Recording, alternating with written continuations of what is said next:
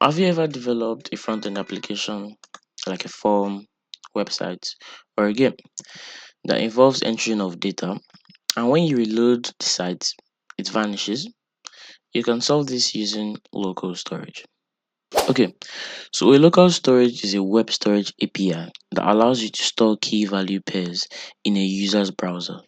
Think of it like a mini database that survives page reloads and browser restarts. The stored data stays even after closing the tab or the browser. Only string data you can stringify objects or arrays using JSON.stringify. So it means we can only store string data, but if you want to store objects or arrays, you can use the JSON.stringify method. And if you want to receive it back, you use the JSON.parse method to convert it back to our original object or array. Now let's look at the practical implementations for our local storage. So starting off with a simple example here, I'll create a new file. Let's call it test.html. Okay, so here I'll actually use internal JavaScript shift 1. So I'll create a script tag down here just for this file. So what I want to do here is I want to ask the user for their name. Then when you reload the website, I want you to say welcome the previous user. Okay, so something like this. Let's say h1. Right, so I'll say let's give it an ID of greet. Right, so I'll say let's text equals documents dot get elements by ID greet. Okay, then I'll say before all that, let's say let's get the name first. Since prompts, our inbuilt prompts function will ask enter your name. Right, so when the user enters their name, it stores it in name. Right, so and our text variable here is getting the element h1 here. So when the user has entered the name, we'll say local storage. So our local storage basically has four main methods. We have the set item, we have the get item, we have the remove item, and we have clean. Most of them is as the name suggests. So set item is basically used to set a particular item in the local storage, like to store it. Get item, you can only use get item after you've set a particular item, so you are getting that particular item back. While remove item is the same thing. You don't want such item to be in the local storage again, you remove it from the local storage. While clear is to remove everything from our local storage. So it's basically as easy as it comes. So here I will set name. So set item takes two arguments: the name of what you want to set and what you want to set. Okay, so since it's going to be in form of key value pair, the first one actually passing is the key. So what do I want the key to be? So I'll say user underscore name. Right, so the second value will be the actual name, which in this case would be name. Since name is this string variable that's holding whatever the user typed, right? So I'm setting local storage the set name. So I'm setting the name into my local storage. Okay, then in my script tag here, I can just say, okay, down here I'll say text dot inner text should be what? Text dot inner text should be, let's use backstring. We'll say welcome to our website, comma, then we'll say the name, $ curly braces, then I'll pass what? Name. So I can pass the name here, or I can just pass, to be more precise, I'll just pass local storage dot get item. So get item takes one item from our variable or from our local storage. Okay, sorry. So get item actually takes one argument, which is just the key name. So the name of the key that you use to store in our local storage, which in this case would be user underscore name. So just get the value of user underscore name from our local storage and print it. So it be welcome to our website, that name. Okay, so yeah, it looks very easy now, but to be more precise, let's do something like this.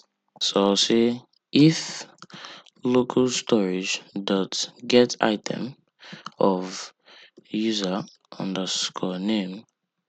So if it is not equals to null, that means if it is not empty, that means if we actually have something there, I just want to print the text alone. So I'll just copy this line, Ctrl C and print.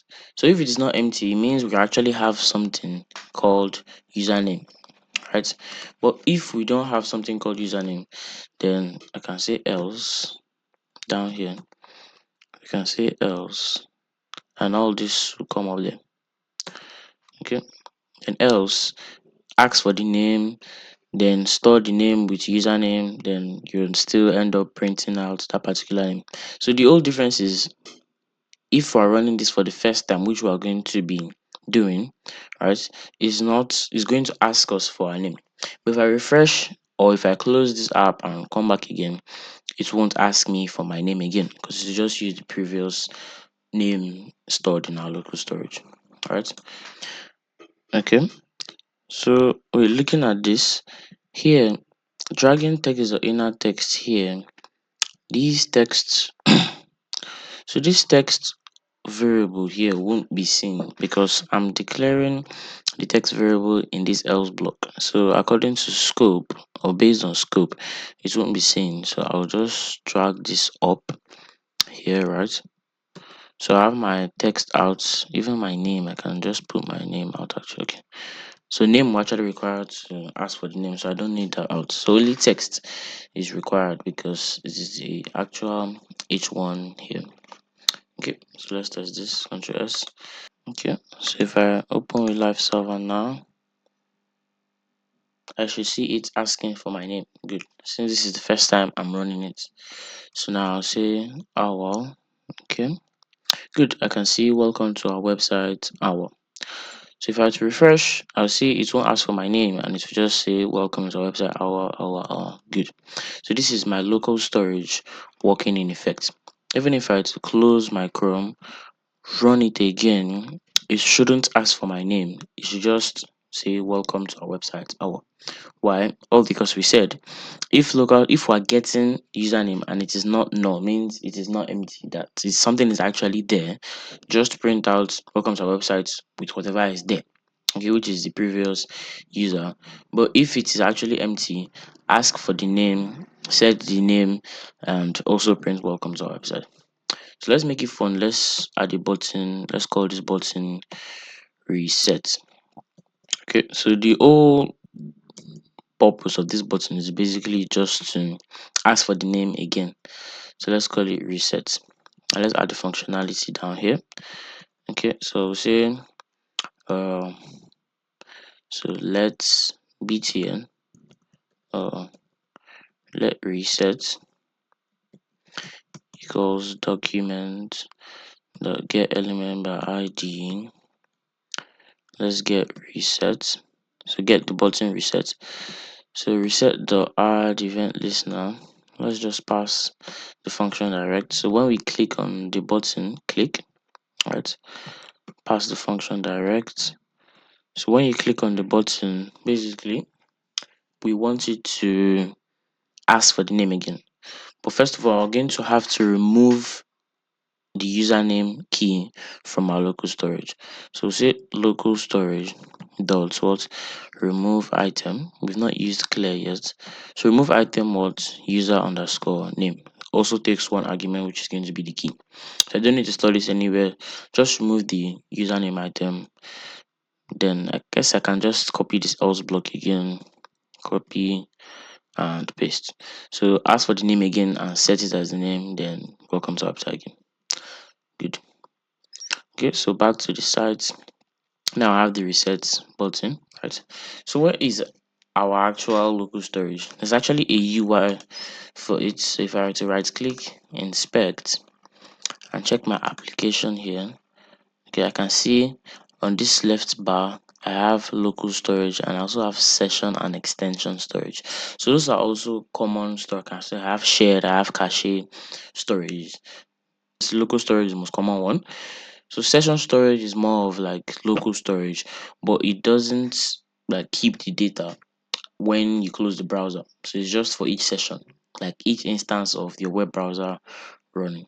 But obviously local storage has the highest power, so we're using local storage.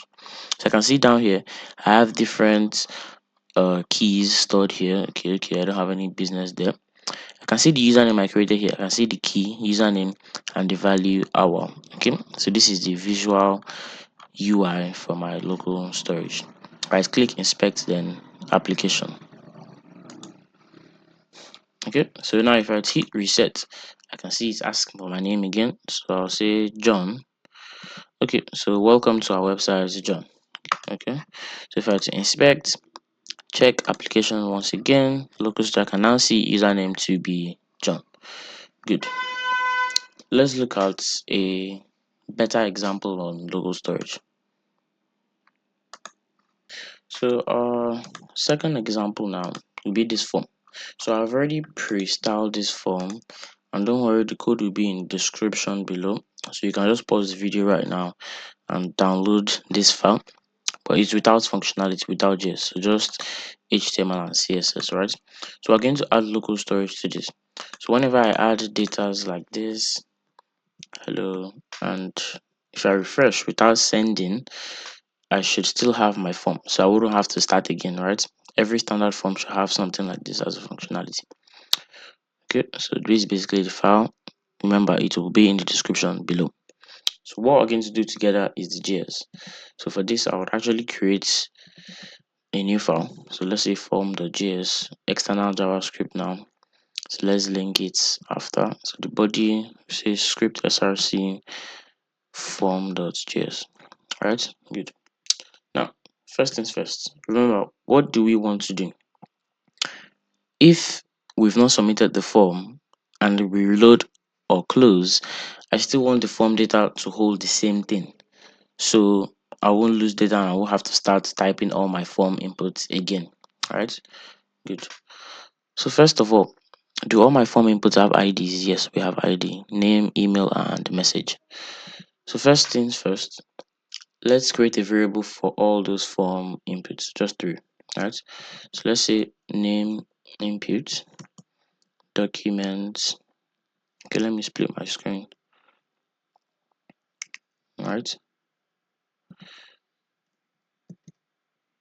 so this is my name input here.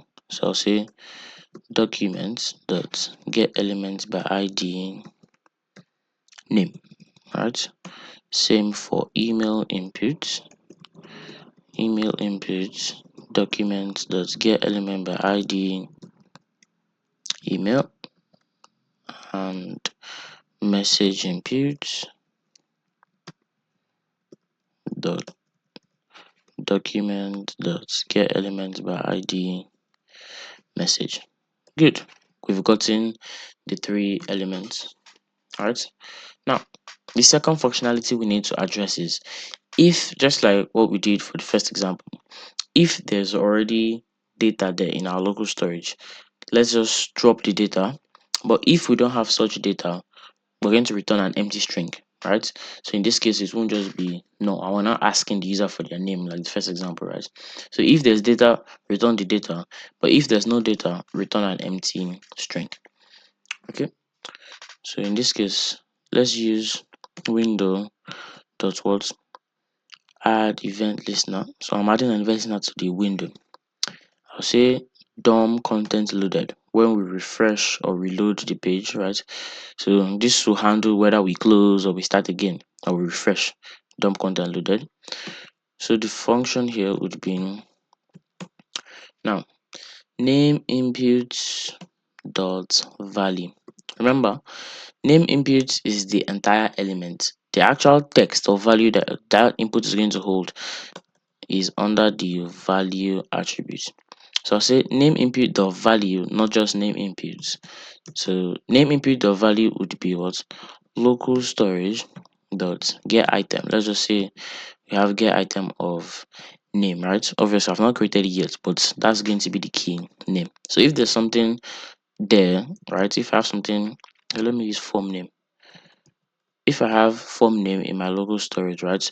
Let that be the value. Or so we use the or operator here, or put an empty string. So I duplicate, same thing for email input and message input. So email input of value should be get item from email or empty string, and message input the value will be local storage will get item from underscore message, right, or empty string. Good, we've handled that. It's just like our if statement earlier on, right? Good. Now let's write the functionality so that as we are typing our values, those will be the values that will be set in our local storage. Okay, so let's do this. So I'll say name input dot add event listener. So why isn't he saying it? Okay, I should have added let in front or var whatever. So now name input dot add event listener, right? So we're going to add the event listener input. So this is a special function or event for input elements like this input, message, text input or so well. Okay, so as we're typing our input there, that input should be stored in our local storage. Okay, so I'll say local storage dot set item and I have to use the same thing form underscore name so that I'll get that same form underscore name here. So set item form underscore name to what name input dot value. So remember this would be the first time. Obviously, when I run for the first time, it will return an empty string. Okay, so I'm setting form name as a key in my local storage to be the value of my name input, which is the text that you're typing basically. Okay, so when you reload the page, the text that you should type, right, would automatically be what you've stored in your local storage earlier on, obviously after you've already typed in something. Okay, which is this functionality. So duplicate again to make it easier. So here change this to email input, right? Email input, input. We'll change this to form email, change this to email, right? Then the last one, message input,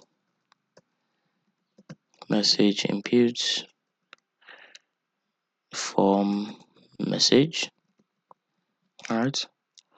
And message input. Good. Now we've done for when you reload, if we have the data, add the data or an empty string, and we've also done as you are typing, set that current input. Note, if you have something in your local storage before and you're trying to set it again, it's not going to create a new one. It's just going to update it since you're using the same key. Okay, so if in case you might be wondering if you change it and it's still going to call set item, of course, it's just going to update it. It's not going to create a new one. Okay, so last but not the least, when we hit the send message button, so obviously we're not implementing any sending of emails or any form, right? It's just pure front end. Let it clear it from the local storage. So I've sent the message, right? It should actually clear. I don't need to type anything again. So with that is going to be our button. So let's get our button actually. So I'll say let's submit be document dot get element by id. Okay, it's a class. So let's use query selector document dot query selector dot submit hyphen btn. Okay, that's our submit. So now we add submit dot add event listener submit. So when we do submit, right? When we do submit, we want it to what? Okay, when we do submit, first of all, clear every single item from our local storage. I'm not going to use clear, but because I think I have some other things there. So let me just be specific. I say local storage dot remove item, each one of them. So I'll say form underscore name, duplicate, remove item, form underscore email, form underscore message, message, message. Okay, so remove the three of them. Good. And basically clear our form. So let me get the form to contact form.